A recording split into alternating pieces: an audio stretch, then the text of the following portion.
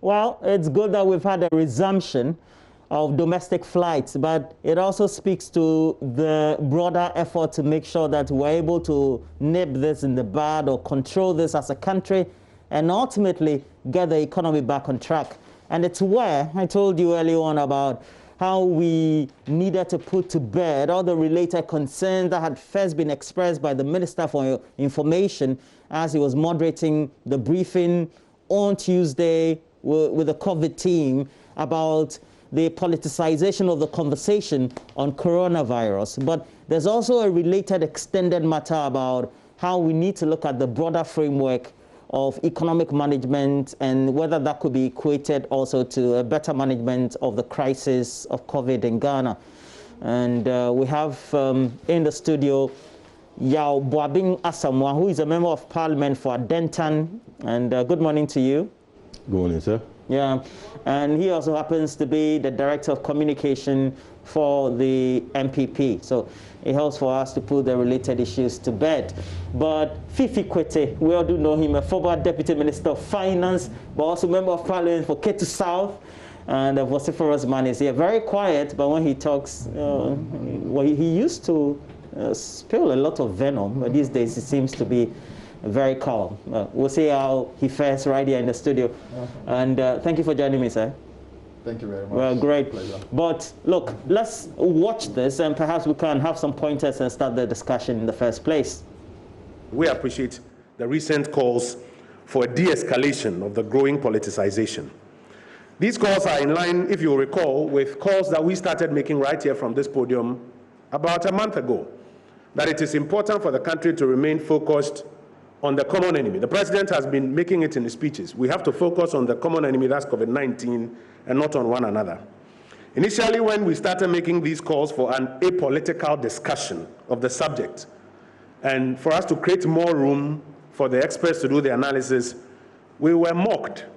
You'll recall some of the political leaders were mocking us and making all sorts of comments. At that time, some of the very respected persons who are making these calls for a de-escalation of politics today, at that time they were very quiet. Because as it appears, their political leaders and their candidates were championing a political agenda at the time. So they were very quiet. Now when political actors from the government side are also now responding politically, all of a sudden they say everybody should begin to tone down on politicization. That is the truth of what has happened so far. The nation, in all honesty, stands a real risk of losing focus and degenerating into partisan political banter, while the real key issue of COVID-19 and managing it is relegated to the background. That's a real risk that we run, where we are going. And this risk, we started, as I mentioned, we started warning a little over a month ago. So it's important that we all not be silent when our candidate is politicizing the matter, only to speak when other people start responding politically. What is good for the goose is good for the gander. Let's be honest in this country. If we don't want politics in this matter like we are preaching it, when people start politicizing it, the faith-based groups, the religious leaders, the civil society organizations, the media, call it out that this is politics, let's put it aside and focus on the enemy. If you don't, the other side also has politicians. They will start politicizing it, and we will be the collective losers. And so we'll go back to that prayer we prayed about a month ago, that let's focus on the common enemy, that's COVID-19, and let's put the politicization aside.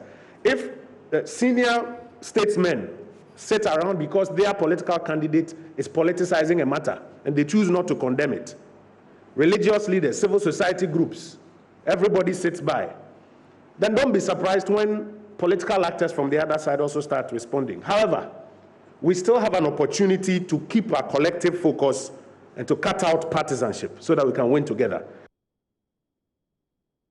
And straight away, what option do I have? I have to pose a question to Yao Boabing Asamoah, Member of Parliament for Adentan, but also speaking for the governing party and directing affairs of communication in there. And what do you make of? Is that the position that even the MPP as a party and even as legislators or on the majority side also seem to have? That's this extreme politicization of the conversation nationally on coronavirus?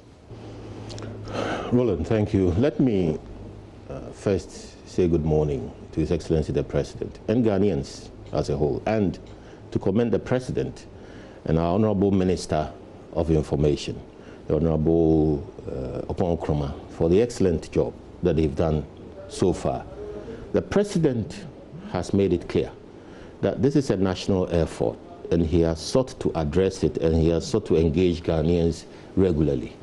Beyond the President, the Minister of Information has built a very credible platform where technicians, medics, and public institutions involved directly in the front line in the fight against COVID have come forward and expressed views about how to go about this process. So yes, Roland, when was the last time you heard me speak? The New Patriotic Party as an organization, as an institution, has made a conscious effort to support the President in his call that this is a fight, a common fight against a common enemy, an invisible enemy, which is the coronavirus. And therefore, the party's posture has been to support the President's efforts to avoid creating the impression that this is a partisan political fight. And in that context, if you notice, many of the media houses must be commended for not engaging in the usual MPP, NDC paneling over the past month. A few times that you've had party people come into the studio, and I must commend the now Honorable Deputy Minister of Health, who was then government spokesperson, who was the one who held the ball essentially and educated the public effectively. You mean Okoboy? Yes. And it's now Honorable Deputy Minister of Health. So the government has positioned itself to fight a national fight. Yes, we appreciate that the opposition has to find a way of doing something about it. And one of the ways they have is to make statements in Parliament. We all remember the infamous call for the Honorable Member for Northton, Oblakwa, saying that we should have brought in students from China. At that time, if we had panicked and we had responded, perhaps right now would not be where we are with our control efforts, which are way ahead. You mean we would have brought people in without quarantining them? We wouldn't have, at the time, we didn't even know the protocols. At the time the call was made, we didn't even know the protocols. We didn't know the transmission methods. We didn't know anything enough about this. Now we know the social distancing is critical. We are wearing masks, and yet, if we are not careful, if we don't adhere to the protocols, we don't know which direction we are. Don't forget, we are still in COVID. We are still fighting. It's a battle. Notwithstanding the attempt to politicize, it's a battle. We are still in COVID, and we don't know exactly what's going to happen next. So, to the extent that now we know some protocols, we are adhering to those protocols. It requires self-discipline. It requires that we stay focused, and that we still have a mindset that does not attempt to establish a parallel process, but actually supports, if even it's criticism, sound criticism. Talk about the call from Wuhan. The next thing we know, the former president sets up a team to run an agenda on COVID. I mean, you are not in government. How do you set up a team to manage a national crisis? It was not on. Then he starts public addresses, most of which aim at, downing the impact and effect of what government is doing, to the extent that it has provoked reaction. Now, the Minister of Information has laid down the marker. I think he has spoken very, very clearly that if the temperature rose, as Ghanaians will say, Adabraka, let it come down. Let us step back. Let the politicization be over. Let's step back from the brink. And let's focus on beating this once and for all. Because what is at stake is huge. Our very way of life is at stake. Our economy is at stake. Look at the clips about whether or not we can have domestic flights. And the businesses are under pressure. When business is under pressure, it means people can't go and come. When people don't go and come, there are no incomes. America is reported has lost 30 million jobs already.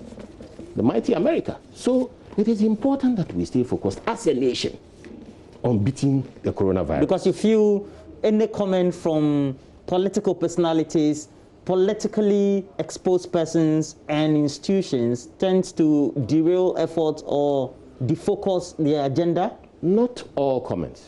Okay. We are not that thin-skinned. I mean, this is Ghana. When you were introducing Fifi, I thought you were going to remind him that he used to be the propaganda secretary of the NDC. Yeah, there was a position like that. Know, we've been at this game for a long time. Prior to 2009? Yes. We've been at this game for a long time. We understand what's at stake. I think that you cannot expect the NDC not to say anything at all. But there are certain things that one says that I believe are below the belt. I think they can say constructive things. I think they have a right to demonstrate their presence. But a presence that seeks to establish a parallel governance structure is not on. A presence that seeks to criticize unfairly is not on. We shouldn't encourage things like that. Mr. Kwete, what first came into your mind when you heard the Minister of Information make that statement categorically? He was clear because that is the resonating sentiment or concern on the corridors of government and the team that is managing the national crisis, that comments from your party, your flag bearer, seem to be not going down well and has been concluded to be politicization of the management of the COVID crisis. Good morning to you, Roland. Good morning to my brother from way back. We were on campus together so many decades ago. And good morning to all your very many viewers as well. Happy to be here.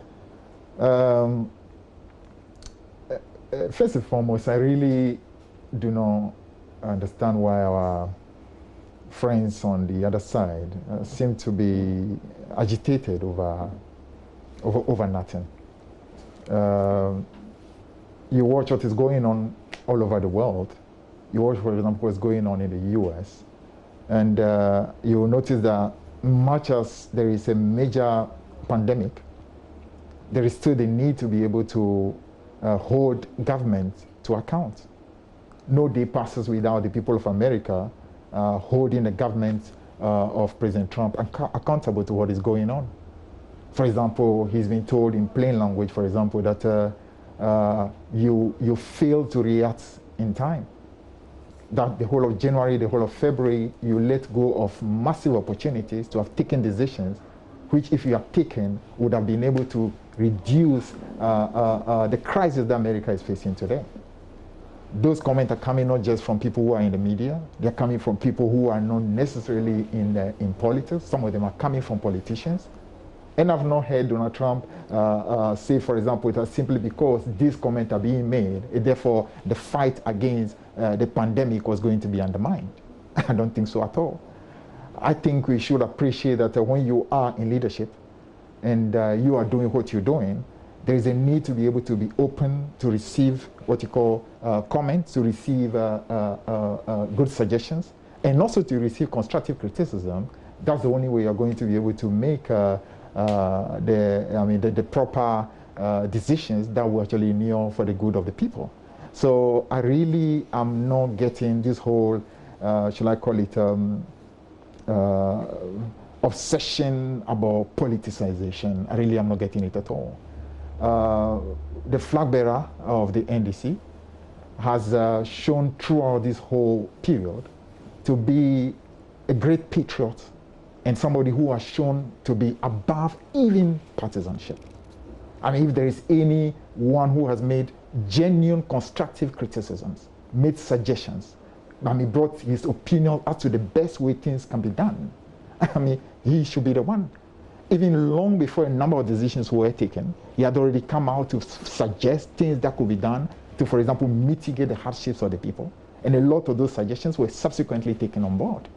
Even though our friends might want to say that they were already thinking about it, truth of the matter is that the flag bearer of NDC went ahead of them and made a number of those proposals. A number of the things that had subsequently been done. Well, their concern was that he was not in government. He may be a former president, but you know, going ahead and putting together a COVID team, and that COVID team, some watching him to make donations, etc. they feel that it divides the focus, the national focus. Why should it? Why should it? It should not really be a problem at all. Why not? Really, what did that COVID team really do? That COVID team simply brought on board suggestions. They were made up of people who are not politicians per se. They are people who are technical people.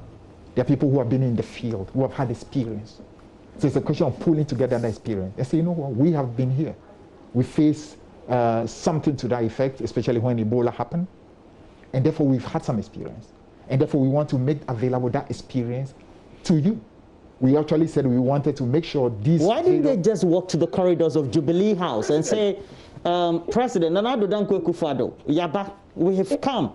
We want to perhaps also be part of the meetings, not necessarily representing in the national media when the communication is done, to be part of the meeting and also help in the broader discussion. Perhaps that gives a better, more compact blueprint. Perhaps that's what government wants, you never know. What is wrong with having a group of identified people who have had experience in previous, situations in government, coming together and say, this is our view on how, and suggestions on how things ought to be done? What is wrong with that? It is only a group of very insecure people who are very insecure and who themselves are thinking that this is an opportunity to score cheap partisanship, that you will be scared about people making constructive suggestions. If you actually know that what you're doing is in the interest of the people, you don't have a problem when good suggestions are being brought. Even when constructive criticism are being brought, you don't have a problem with that. It is only insecure people who worry when they feel that people are actually trying to literally expose them. That's when you get worried at all. When Ebola happened in this country, we did not even have some of these constructive criticisms coming from our friends who were then in opposition.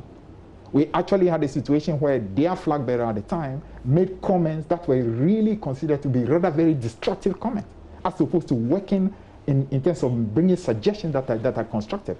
So I don't understand the obsession. I just think that our friends possibly felt that this was their opportunity to, under the disguise of the pandemic, to do things and expect that no other voice was going to be heard. And therefore, they get worried when other voices are being heard, even when those voices, all they do is to bring constructive criticism. I really don't see all their worries at all. You know. And as you talk, for example, let me have a quote, and this one is from the Daily Graphic, giving back in March, and it says, the flag bearer has called on Ghanaians, the flag bearer of the NDC, John Dramani Mahama, has called on Ghanaians to support government in the prevention of coronavirus and helping in the National Day for Fasting and Prayers as called for by the President, Nana Addo Dankwa Akufo-Addo.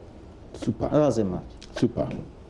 That's a good call. First of all, Ebola didn't happen in this country, so let's just put that off the table. In the beginning, it was a good call. In the beginning, it was a good call. In the beginning, he stayed focused. Then, fast forward, the question you asked, if you recognize eminent people who can support the nation, do something, walk them to the president and say that I am the flag bearer of the opposition party, this is my contribution, a technical pool you can deploy, put them in the front line. That's one. Two, did he have to distribute food from door to door and tell the people that if I was the president, I would have done it differently? Did he have to? Could he not have contributed his food to the ministry which was distributing the food, or contributed resources to the COVID fund which had been set up? Did he have to personally go out there and show himself as a political actor seeking to influence events and to give food packs to people and say that I am the flag bearer of the NDC and I hope to be in government from 2020 and therefore remember me in your efforts? Did he have to set himself up and put flags of the nation behind him, pretending to be addressing the nation, and then to make comments about what he would do differently beyond 2020? Did he have to? No. These are the signs of politicization we are saying. Nobody is saying that the NDC or the flag bearer of the NDC cannot contribute positively to the national effort. Nobody is saying that he cannot criticize if he believes so. But the gamesmanship, The one-upmanship, oh, I suggested it, it's being done. No, I did this, I know how to do this, I will do it this way. When I come in with the trappings of state, pretending to give addresses, getting out into the field, creating the impression that he is doing something parallel to the effort of the state. And that... What he did, how is that different from what Christian Council, various well-meaning international organizations also did on the road, which were also highly publicized, with attending media, sometimes live coverages, etc., willfully donating packs of items as part of the complementary role that the state was also playing? How different was that? Because he is an opposition leader? Thank you. The difference is politics. The Christian Council is not a political body. Nothing they do can be construed to be in opposition to the current leadership of the government or to detract from what the government is doing. It's complementary. It's acceptable. The private sector... But when the opposition leader does it, then it's not complementary? The private sector, as we speak, is building an instant hospital. They plan to build 3 or 4 more, if they can. They have fed people extensively. Media covered them. Nowhere did government say that the private sector initiative coming together was against the interest of government. Indeed, at some point, there were political actors helping the private sector to distribute the food, if we recall.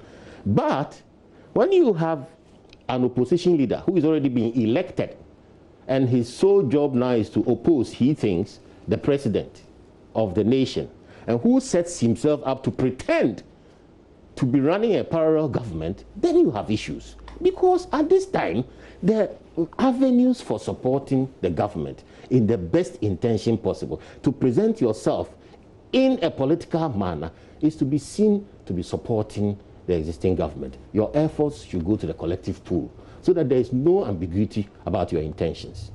Once you're a political actor, it's important that you realize that your motives will be questioned.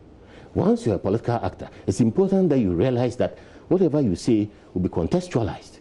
Once you're a political actor, you must be more aware of yourself in the midst of a national crisis. Look at South Africa. The South African parliament is probably the most vociferous on the African continent. They came together, 14 political parties came together and signed a pact that they would support President Ramaphosa with all their will and all their mind and all their combined intellectual political resources. And that is what they are doing. They are not out there screaming from the top of their voices that we are helping Ramaphosa, but when we come to power, we will do this. We are sharing food here. We are creating platforms where we can present ourselves as if we are doing a national address. They are not doing that. They are behind Ramaphosa. We expect everybody to be behind the president. It does not detract from your identity as an opposition political leader. If the former president, John Mahama, walks up to Jubilee House, nobody will turn him back. If he demands an audience with the president, nobody will turn him back. If he wants a meeting that is publicized with the president, he can take media there and tell the president to his face, Mr. President, I believe the fight should be going this way or that way. But to set yourself up with a desk and a flag and to address the nation, I mean, the optics of it are just not right. So that, because we've seen the opposition leader, Nana Dankwa Akufo-Addo, who is now the president, when he was then in opposition, also do same. And is it because of the time, we're in a different time, so that cannot be accepted? He addressed the nation in the guise of a presidential address. Not necessarily, but, yeah, he still had addresses given to the nation, and we had flags of both the party and these are visible. You see? And the country as well. Not necessarily representing that he is president. I have been careful. I have been careful. That's why I'm asking. Is it because it is a period of coronavirus? I've been careful not to rule out the right of John Mahama to participate in this process. He has a right. The NDC is participating in Parliament. They have raised issues in Parliament. We engage them in Parliament. They have a right. What we are saying is that when you set yourself to participate in a manner that the optics of which appear to demonstrate that you are running or trying to run or be identified with a parallel authority. That is not on. And so when the president addresses the nation, and then John Mahama sets himself up to address the nation in like manner, it's a direct competition for attention that we don't need at this time. He can direct his criticisms, he can direct his support, he can direct his good intentions to the person of the president directly without competing with the president. He can have photo opportunities with the president. He can issue statements, he can do whatever. But this notion that I must appear presidential, I must speak presidentially, I must show people that I'm in the running for the presidency, it is the wrong time. We are not running for the presidency at this time. We are managing COVID. Purely, he says, and the position that they have is that the time is not right. The posture is okay, but the time for the posture is just not right. I see. That's why I said again that our friends are just being hypocritical. They're just being very hypocritical. Candidate Nana Akufo-Addo as a flag bearer of the NPP in opposition used to actually make addresses and with the Ghana flag behind him. I'm surprised that my friend Samuel Boabin is claiming today that this is completely unprecedented. This is novel. It's not. It's not at all. In fact, at the time he was even doing it, he had never even risen to the position of a president of this country. The highest position he had occupied was Attorney General and Foreign Minister. And he used to have a Ghana flag, making an address while he was opposition leader. And you're talking about somebody who had actually risen not just to become vice president of Ghana, but also to become president of Ghana. And he has a flag and making an address that's supposed to be totally ahead of. That's just hypocrisy, my brother. His concern is that what food is being distributed and food should have been brought to the common pool. Oh, really? So what he says is that if, for example, former President Rawlings decided to send food donations to communities that are vulnerable, places that he knew that there were people who were vulnerable, that amounted to what? Politics? Amounted to what? If you don't clear house, amounted to you run into logistical politics? problems. You know, I think we are just dealing with hypocrisy of the highest level. If you watch what goes on, as I said earlier, on in different parts of the world, and he quoted South Africa, in Ghana, the parliament, majority and minority came together, worked to make sure every single emergency bill was passed. Every single one was passed. We did not say, for example, we were opposed to bills that were critically important for this country. We did not. That tells you the spirit of cohesion and the fact that we understood that this was a crisis that was affecting the whole nation. No NDC, no MPP, everybody on board, and we made sure we work together. Now, if you watch, for example, what goes on in America, in the midst of this pandemic, Biden, who is the opposition leader, had a whole town hall on CNN, live. And in that town hall, he basically gave his opinion as to what was going on, how things can be done better, constructive criticism, and made suggestions, exposed exactly how he would have gone about it, pointed to something that he thought were not good and how he would have done it better.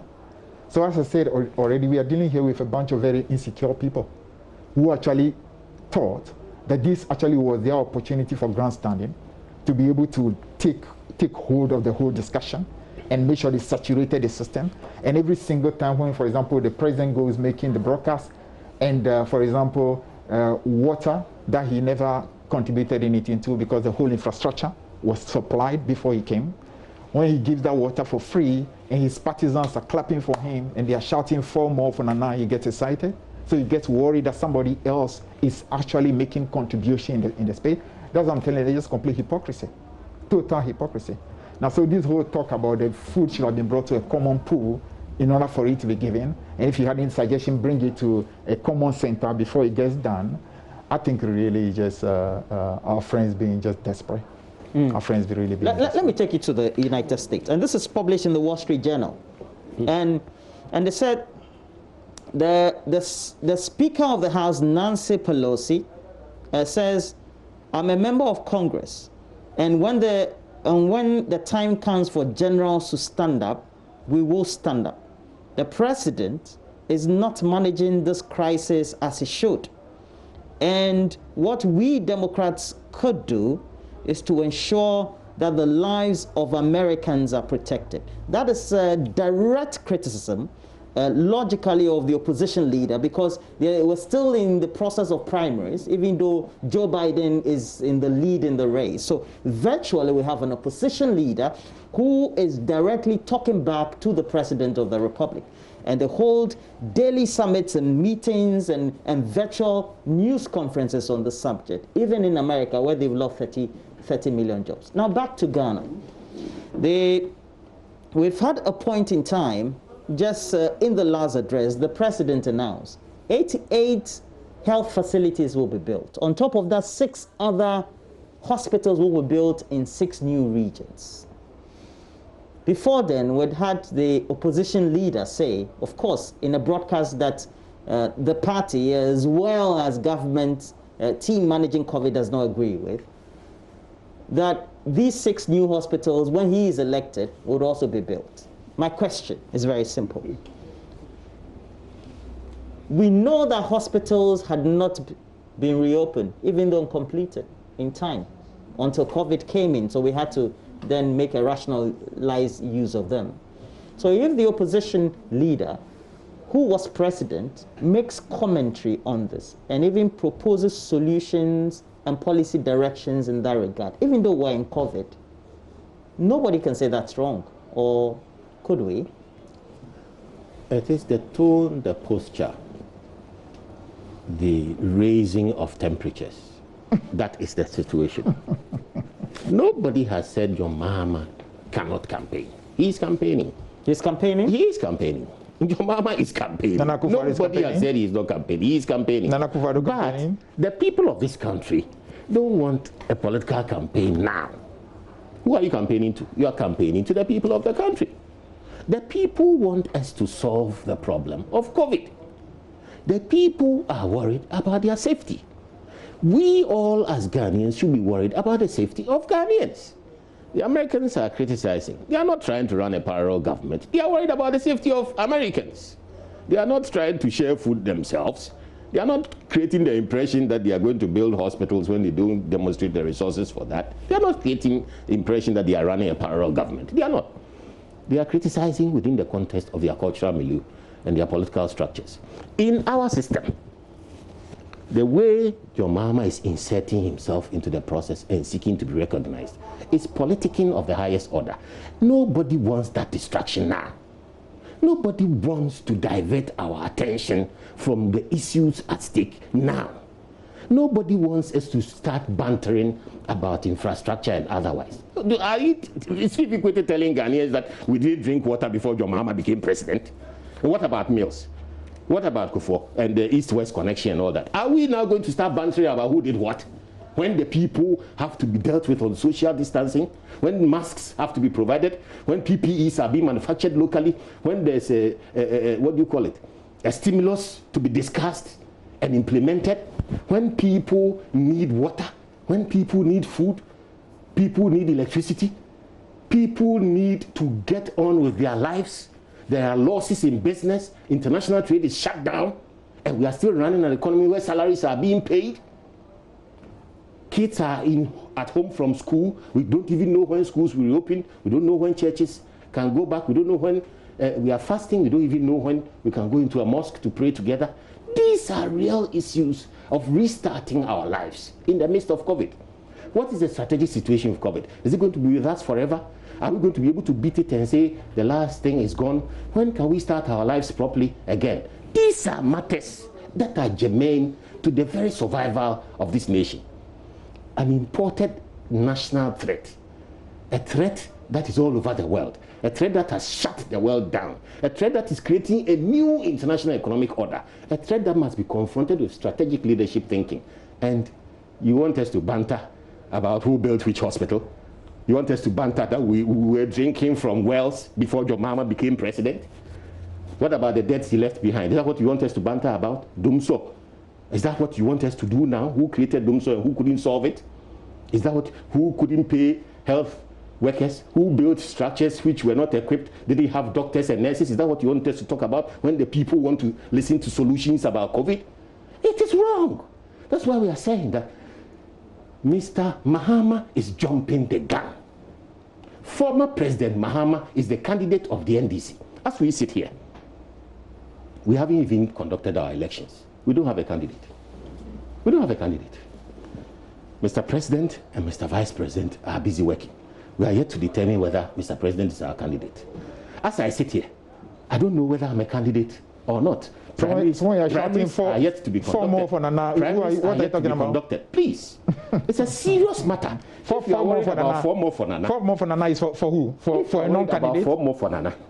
It is the reputation and the leadership quality of John Mahama that will make him survive, not the politicking out of 10, not the politicking at the wrong time. As I sit here, I don't even know whether I'm a candidate. The MPP has forgone that situation in the interest of the national fight against COVID. We should have had primaries on 25th April. We don't even know when we will, because it is not in the interest of this nation for us to go and line up and select a candidate if we are going to kill each other during in that process. So politics is in abeyance, genuinely in abeyance. So why are the NDC forcing us into banter about politics? Why are the NDC trying to insist that at this time we must deal with John Mahama and his claims, fatuous as they are? You've had the opportunity before. If we want to go into politics, let us go back and look at the Hansard and see how many profound statements John Mahama made in 12 years in Parliament, which will impact today's leadership crisis. We have so many things we could say about John Mahama. We are not, because this is not the time. This is not the time to engage in banter and politicking. This is the time to be nationalistic. This is the time to give unalloyed support to the leadership that we have in place, who are bending all their energies and will to managing this economy to deal with COVID and make the economy live as it should. So as I said earlier, I just keep repeating it, that he's engaging in what you call double speak. Why? Because the former president went on speaking about hospitals and that the hospitals that were built in his time, well, government failed to roll them out and until COVID had come in. And now the consensus from the government team and the party MPP is that the time is not. We're sacrificing. So you also need to sacrifice the sort of information you want to put out there to your publics. So when, for example, you hear Democrats telling President Trump that the CDC had been emasculated after the departure of President Obama. And if he had not emasculated that CDC, America's preparation would have been far more advanced and they would have been able to reduce what you call the crisis in America. It's supposed to be out of place. When you hear the CDC, for example, say that if Trump had actually reacted quickly, and not actually said, for example, that it was just a flu, it was going to go by the coming of April, and acted as quickly as other countries had acted, does that mean that it was supposed to be out of place? I'm saying our friends are simply being hypocritical. President Mahama has shown a high level of responsibility. I mean, all the statement he's made has been, in fact, for the most, 99% of what he said has been nothing short of positivity. If the roles were reversed, I can tell you that our friends on the other side, you will not have had this level of responsibility from them. I mean, these are people that even in opposition, some of the things that you actually don't say, like for example, revealing things like what you call net international reserves of your country, which is not supposed to be even revealed. They were basically on platforms shouting it to the rooftop, indirectly letting investors feel that, listen, what, national net international reserves are so low, and therefore you might as well come and pull your investment because it means that if anything happens, you might not be able to get your foreign money. That's a level of lack of patriotism you're dealing with, and you are rather talking about responsibility. You are actually not the one to be actually preaching to anybody about that at all. Let us make it clear again. What it is we have now is a crisis, and we appreciate. And in that crisis, no one is perfect. Not the president is perfect. None of his ministers are perfect. There's no one who is perfect. So therefore, making suggestions to be able to make the situation better cannot be said to be grandstanding for electioneering. And the business about any time the flag bearer of NDC speaks his campaigning, that when the president actually delivers his speeches, and people are clapping for him because of the goodies that he's supposed to be giving to the people of Ghana, that's not campaigning. When people are shouting 4 years for Nana, it's not a campaign. Somehow they don't have a candidate. So if you don't have a candidate, what is the 4 year for Nana for?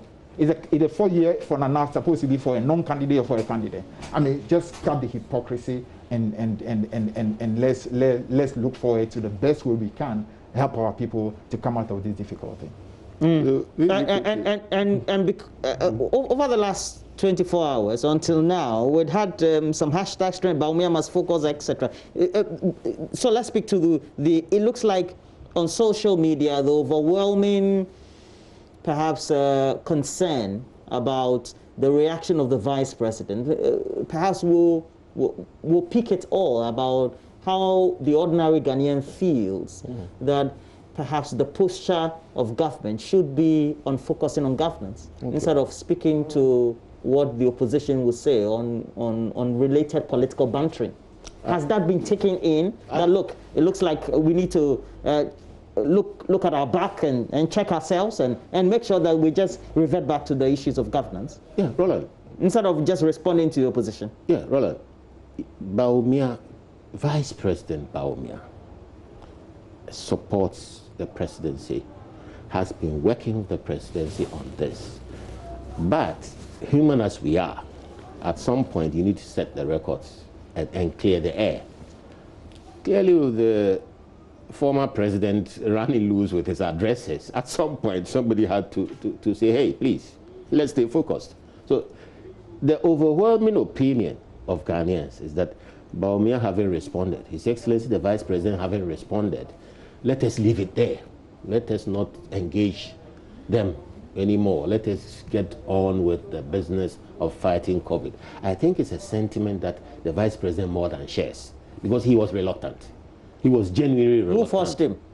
Who forced him to react that way? You see, Roland, we live in a leadership environment. Leadership is political.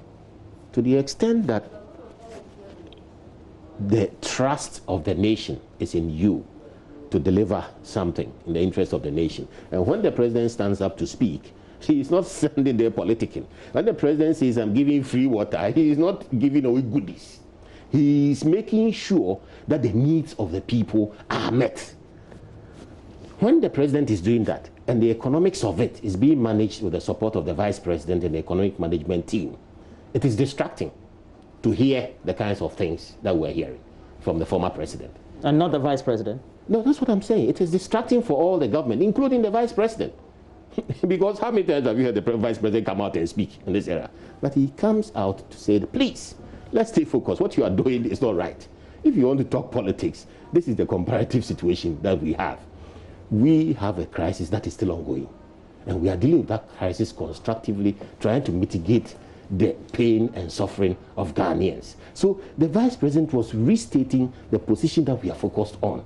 But somebody had to tell the former president something. But you would agree that this was widely condemned. His posture, his comment was widely condemned by at least the masses on who really surf the internet. I think that you don't see it more as, you don't see it in the context of condemnation more than the weakness of allowing yourself to be provoked, more or less. I mean, you shouldn't. I think the reaction is about not allowing yourself to be provoked. So he was provoked? In a sense, that's what I'm trying to say. The posture of the former president has been not less than provoking in all aspects. He's out there, he's campaigning, nobody begrudges him that. So the former president, flag bearer of the opposition, yes, provoked the president and the vice president, and the vice president could not restrain himself but react. He has provoked this reaction. I'm not saying he's provoked the president and the vice president. He has provoked a reaction in the public space based on his posture and the things he was doing. But you do agree it should not have been? That's what I'm saying. So you agree it should not have been? No, I'm saying that once it's happened, we are willing to move on. I'm saying that now the nation has told us, drawn the line, that stay focused, fight COVID for us. Provide us the quality of leadership you are continuing to provide. Don't be diverted by them. That's what the nation is saying with their reaction to. But the nation is also saying invariably that that's a minus for you. The way you reacted was not good. But it's a one-off and it's over. It's a one-off. So it will not be repeated? No, because we don't want to. We listen. That is why we have suspended political activity and we are waiting. We listen. We want to be part of the nation and we are part of the nation. We want to be part of the stresses the nation is experiencing and we are experiencing those stresses. We want to feel what the nation is feeling and we are feeling it. And so we are waiting and willing to allow the government and the president to lead us forward. Mr. Bobinsa, I have to commend you. You're a very cunning communicator. Oh, please, Roland. You have a way of turning around issues. And what do you think should be the posture going forward now? First, let me talk about what had happened first, before we talk about... Oh, the Bawumia must focus. Okay. It says what? The vice president was provoked. Provoked by what exactly? By the comments, by the posture of the former president, who is a leader of the opposition. NDC flag bearer's posture has provoked him. Which posture? The fact that the NDC flag bearer, commentaries. The fact that the NDC flag bearer had addressed people of Ghana, making suggestions as to exactly what can be done, bringing his views onto the discussion. Political claims. That's supposed to be what? Provocation. Provocation? Yes. Why should that be a provocation? Well, that's what he says. Why should it be a provocation? Political so, for claims, example, when Joe Biden makes comment in America, proposes way forward, suggests as to what can be done, criticizes constructively what is being done, it's supposed to be provoking when you Donald make a Trump claim that only you brought water into the world, it's provocative. It's supposed to be a provocation. I mean, why is there a provocation? That's what I'm saying, that you can actually see that these people, as far as they are concerned, this was an opportunity to have a complete monopoly, to monopolize the whole space and make sure that only their voices are heard. Only they are speaking on a day-to-day basis and pretend that somehow they are not campaigning. But when actually every single thing they are doing amounts to nothing but campaigning. So now they are worried that somebody else's voice is being heard. That's why I'm telling you that it is simply nothing short of the highest level of hypocrisy and double talk. But let's go a little more into it. What did the former president, the flag bearer of NDC, say that actually should constitute provocation? So he was commenting about hospitals, say, for example, why more need to be built and consolidation of the health system. He's not the president, he was a former president. And what is wrong with that? What is wrong with suggesting, for example, that we can actually do more in terms of health infrastructure? Because what actually is bedeviling us has to do with investment in health infrastructure. What is wrong with that? What is wrong with admitting, for example, that the economy is in difficulty? What's wrong with that?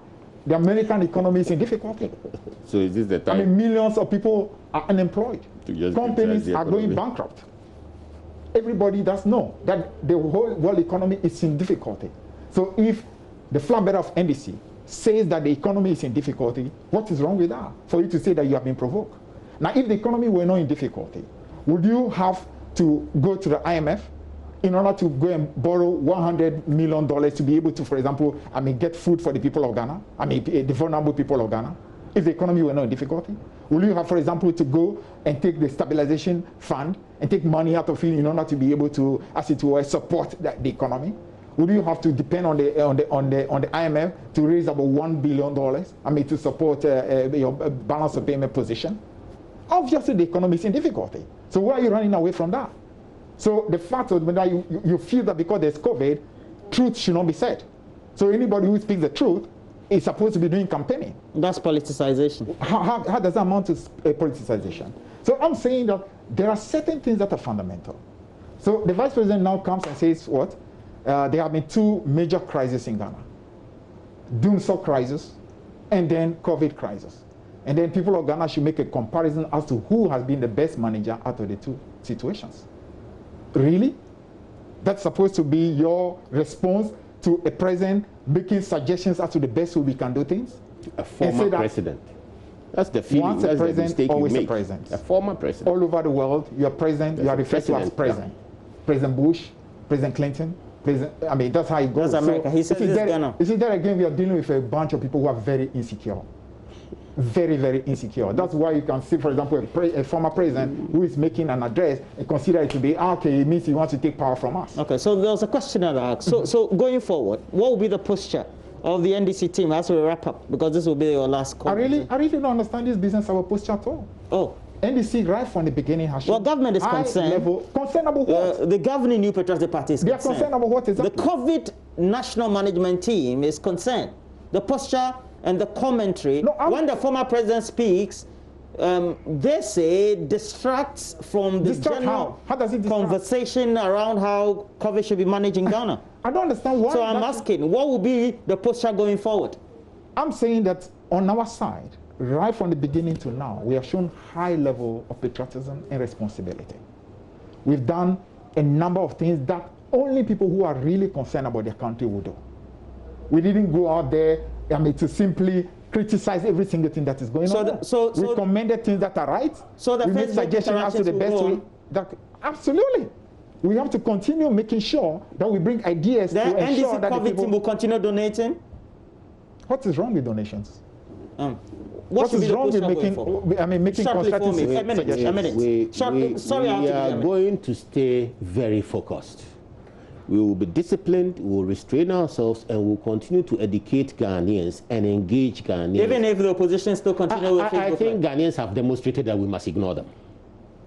I think the reaction Ghanaians have shown that they are going nowhere and we must ignore them. Oh, rather? We must stay focused. You are rather exposing yourself. We cannot Ghanaians. allow ourselves to be diverted and sidetracked into unnecessary politicking. This is not the time. Well, just spoken as Yabuabinga Samoa. He is a member of parliament for Adentan, but also director of communication, the MPP. Thank you, Honorable Boabinga Samoa. And then also Fifi Kwete is a member of parliament for Ketu South, a former deputy finance minister, and he's still insisting that the posture of former president, flag bearer of the NDC, John Dramani Mahama, and the way he has been commenting on the COVID management and the crisis itself is the way to go. There's no turning back to any other modus operandi. Thank you very much, Honorable Kwete. It's a pleasure. Well, so it's where we transition. We have a conversation. We told you about that. Talking about COVID and its management, we also do know that alternative traditional medicine plays a key role. Just a few days ago, we heard that Madagascar was apparently shipping out of that country into other countries on the continent some herbal medicines and cures. So we want to put a general perspective to this. How can we use that industry to play a complementary role? Because we're playing complementary roles. And so we'll have some great biochemical engineers and also other experts right here on the show. We're taking a break. We'll be right back with that.